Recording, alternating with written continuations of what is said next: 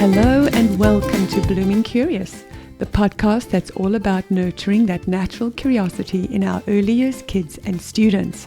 I'm Edwina, your host and a passionate advocate for play and inquiry, and on a mission to keep children curious and asking questions. The days of talk and chalk are over. We're diving into a world of integrated inquiry and nature-based learning and exploring the strategies that create lifelong learners. So if you're a classroom or homeschool educator or even a curious parent, then this is the place for you. Today, I will be talking about how we get students to take ownership of their learning. It really continues on from last week's episode, where I unpacked the 4 key insights into the strategies that really drive student engagement from the recent report on classroom engagement from Lego Education. I want to start by thanking you firstly for listening to Blooming Curious and encouraging you to leave a review for the show, because the more reviews a podcast has, the easier it is for people to discover them. And the more educators discover this podcast, the more inspired they'll be. And that, of course, means more students ultimately benefit. So let's talk about students taking responsibility for their own work. I think it's important to realize that there is a difference between compliance and busy work and engagement. The students that always follow the directions, that complete the tasks we set, and the same ones that raise their hands to ask a question are not necessarily engaged. They are often the people pleasers, the ones that want to be seen as doing the right thing, the ones that don't want to get into trouble. I don't know about you, but I often hear, and I've experienced this in my own class, that children just sit there and they expect you to pour information into them. They're passive receivers of information. And then they do nothing with that information. That's ultimately disengagement. And so often we're killing ourselves delivering a lesson. We do the talking, we do the questioning, and then students go off and they complete a task that we set. We do all the work. We end the day with sore throats from all the talking, and it's no wonder we're exhausted and constantly on the brink of burnout. But it doesn't have to be like this. What we really should be doing is getting students to do all the work. They need to be taking ownership of their own learning. They are the ones that should be talking and questioning and doing, not us. So how exactly do we get students to do this? Well, from my own experience working with inquiry and project-based learning, I know that when children are interested in a topic and it's something that's relevant to their own lives, they're better engaged. They need to feel that it has meaning beyond the task that they're doing at their desks. This is why asking a question or setting a problem to explore is so important. And then you get students to work in small groups to find a solution to that problem or the answers to a question. And by the way, this is the basis of an inquiry classroom.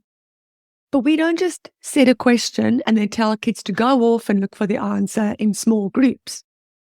If you do that, you will find that students start messing around, they're chatting about everything except the problem, and very soon you'll have chaos on your hands. And then you're going to be left thinking, inquiry is a terrible strategy that doesn't work. And that's because you haven't taken the time to first teach children explicitly what to do, how to approach finding the answers. You have to model the model, as Jessica Vance says. You have to train them up first. And now I know that many teachers out there, and it might even be you listening right now, will be saying, I haven't got the time to train them up and teach them these skills to do inquiry. I have a curriculum to get through. Well, as you heard in last week's episode, and I urge you to have a listen to that episode if you haven't already, that teacher engagement leads to student engagement. And the way teachers become better engaged is through taking ownership of their own personal learning. And as we also heard from that data that was published by Lego Education, is that when students are engaged, teachers enjoy their jobs more. And that leads to better teacher retention. So does it make sense that if we as educators make engagement our mission, then not only will we enjoy our work more, but students are going to love learning more, and they'll take ownership of their learning, which isn't that ultimately our goal? So let's get back to teaching those skills. Let's take asking questions as an example, since we want children to be asking good questions and we want them to find out the information to answer those questions. Now, if you follow Trevor McKenzie, you will know that he has a new book out. And this book is all about different questioning techniques. I will leave my affiliate link to the book in the show notes so you can get it there. But you start by setting a problem or by giving children a short piece of text or get them to watch a short video clip. And then you ask them to ask questions or to come up with questions to which the answers were found or to which the answers are found in the text that they've just read or in the video clip that they've just watched. I've used this technique in my classroom many times, and it works wonderfully because students don't feel that pressure of having to come up with a question first. It's a sort of reversed engineering process. They then brainstorm questions in pairs or small groups. Pairs probably better. And then they write their questions onto sticky notes, and then they come up and they place those questions on a continuum of whether the question is a deep question or a shallow question or a thick question or a thin question. Basically, just another way of saying an open or a closed question. There are lots of examples of this in Trevor's book too. And what you've just done is taught children the skill of asking questions, the basis for engagement, because you've obviously discussed the questions and where they've placed them. And you've got them to work in small groups, which is another key insight from the engagement data. And it's that students value working together. And you're getting them to move and to be hands-on because they've got to get out of their seats. They've got to place a sticky note onto the sheet of paper that you have or onto your board. Now, I know this probably sounds really simple, you just hearing it like this from me. But I can assure you that once you try this, you will feel the energy in the room change. This is the kind of learning you'll do when you're working on projects. Children will take the skills that you've taught them in a questioning lesson like I've just described, for example, and then they'll apply it to their own projects. They'll ask better questions. They'll know where to look for the answers. And they'll present their answers and their findings in a way that you've also previously taught them in an explicit lesson, whether that be an information report or a PowerPoint or an oral presentation. The bottom line is that if you want students to take ownership of their learning, we need to make that learning relevant to their lives. We've got to find inspiration in what's going on in our community, what's going on in the world or in their homes. If they're learning about persuasive texts, for example, let's not get them to write about the same old boring things. Yes, we can use what's better, cats or dogs, to teach them the structure of a persuasive text, but then we allow them to write about something close to their own hearts, something that affects them directly.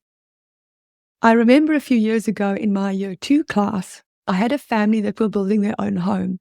And their child was fascinated with the whole building process.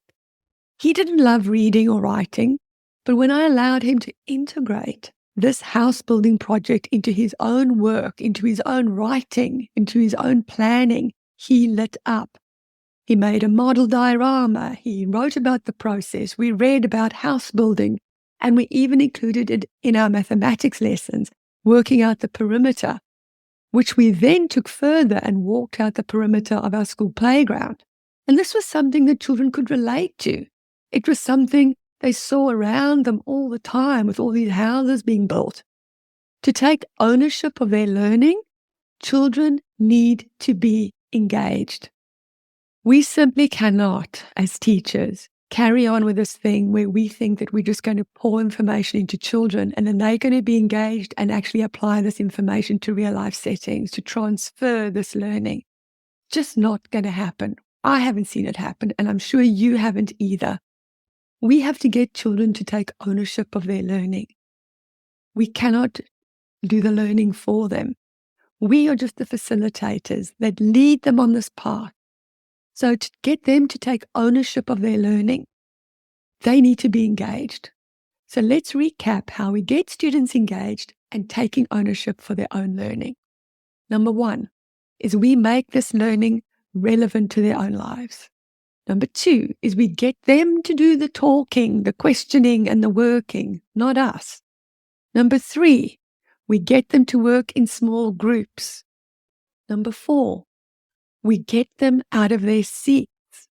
And number 5, we get them to do hands-on tasks where they're doing, where they're making, where they're creating and finding solutions to problems. I hope this episode has given you something to think about and perhaps inspired you to try something different this week.